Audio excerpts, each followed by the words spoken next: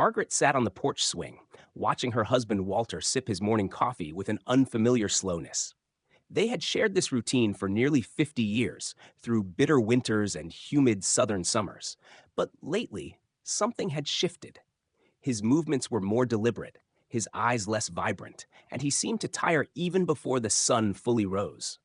She'd first noticed it months ago, when Walter stopped mowing the lawn without saying why. Just feels like too much today, he said with a shrug. At the time, Margaret chalked it up to age. He was 82 after all. But deep down, unease was growing. Walter's doctor had run the usual tests, nodding thoughtfully, offering advice on diet, exercise, and vitamins. Nothing alarming. Still something gnawed at Margaret. It wasn't a single symptom, but a subtle unraveling, a quiet withdrawal from life. The signs were small, almost too small to mention. But as Margaret learned, they were not insignificant. And for those with aging loved ones, these subtle shifts can be gentle warnings that time may be growing short.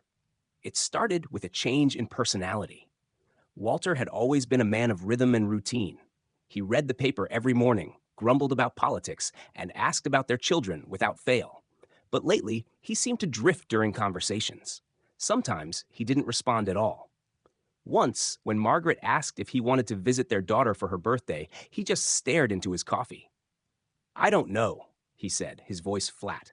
It wasn't confusion. His mind was still sharp, but there was a dullness in his spirit, as if the world had grown distant.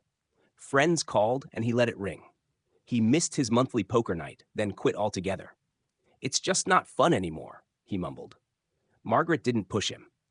But that shift in personality wasn't just sadness or age. It was a quiet detachment, a warning she would later learn was common in people nearing the end of life.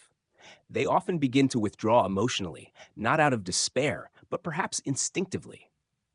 The second sign came in the form of changes in sleep patterns. Walter, once an early riser, began sleeping until late morning.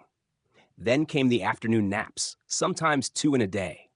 Margaret would find him dozing in the armchair at odd hours, mouth open, head tilted back, his breathing shallow. She asked if he was sleeping okay at night. "Just tired," he replied. No reason. But the reason was there, unspoken. The body knows when it's slowing.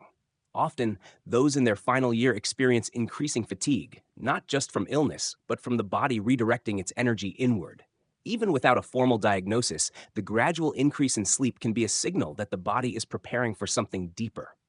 Then came the decline in appetite.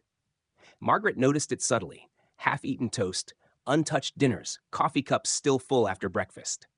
Walter, once fond of Margaret's peach cobbler, now declined dessert with a polite shake of the head. "Don't you want just a little?" she'd ask, already knowing the answer. Not hungry. It wasn't that he disliked the food. He simply didn't feel the urge to eat.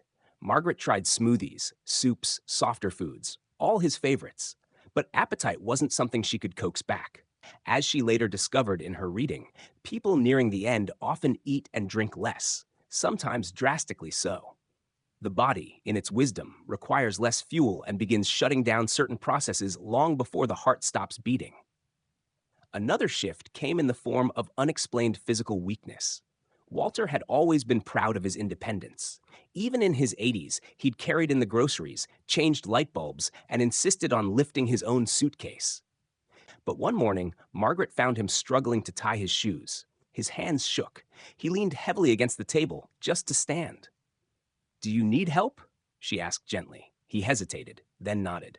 "Maybe just this once." It wasn't just shoes. He began avoiding stairs. Needed help getting out of the car. His legs seemed to weaken day by day. He didn't fall, but he moved like he feared he might. Margaret learned that muscle weakness and decreased coordination, even without a clear illness, could be a sign of systemic decline.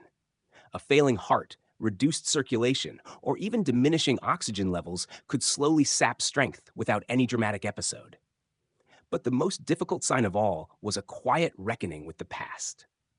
Walter had never been a sentimental man. But one evening, as they sat in silence, he turned to Margaret and said, "You know, I don't think I ever told my brother I forgave him." Margaret looked up from her knitting. "He was just a kid when he took Dad's tools and sold them. We didn't speak for years. Stupid, wasn't it?" The next day, he asked her to write a letter for him. "Just in case," he said. He began going through old photo albums, asked to be driven to his childhood church, called his son, whom he hadn't spoken to since the argument 2 Christmases ago. It wasn't melodramatic. Walter wasn't announcing his farewell. He simply wanted to put things in order. Margaret later learned that this emotional closure, revisiting unresolved issues, seeking peace, is one of the most profound and often overlooked signs that someone may feel their time is coming to a close. Weeks passed, then months. Margaret adjusted to their slower routine. She didn't push him to eat more, or sleep less, or explain his silences. She simply stayed close, listening more than she spoke. She held his hand a little longer in the evenings and sat beside him when he napped. Walter never got a terminal diagnosis. There was no dramatic hospital stay. But one autumn morning, as the leaves turned brittle and the sky was clear, she found him in the porch chair, coffee half finished, eyes closed, peaceful, still. His passing was gentle, quiet, just like the signs. Looking back, Margaret realized that none of the warnings had screamed for attention. They whispered, they nudged, and if she hadn't been paying attention, she might have missed them. But because she had noticed, because she had listened, she hadn't waited his final year in worry or denial. She had been there, fully, during the days that mattered most. For others walking the same path, she would later say, don't wait for a diagnosis. Pay attention to the small things. The body knows, and sometimes it tries to tell us with silence instead of words.